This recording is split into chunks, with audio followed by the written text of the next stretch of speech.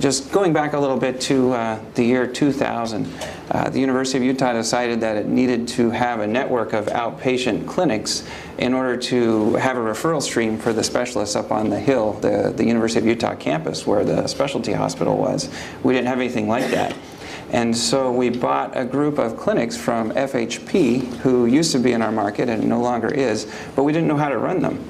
And so the first year we were open in 2000, we lost $20 million due to inefficiencies like what you just described.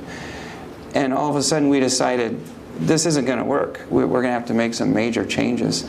And so what we did to try and improve things is something that I thought was very refreshing for an academic medical center.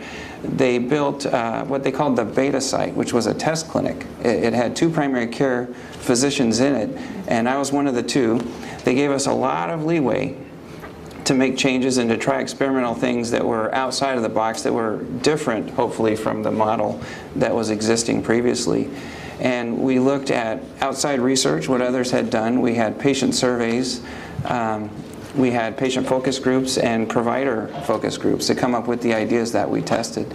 And what we ended up coming up with was a very expanded role for the medical assistants. They were given the flexibility to do multiple tasks. And so, for example, in the example you described, how you had to go to the other department and wait there to schedule an appointment, we tried to free up the medical assistants to have roles of scheduling. They could do everything that the front office could do.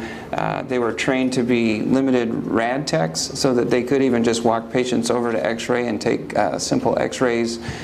They were given the freedom to do phlebotomy, blood draws just right there in the room, to try and bring all the services to the patient in the room where they were being seen when they were ready to receive them, so that they didn't have to go from place to place to place throughout the clinic to have things done in an inefficient manner.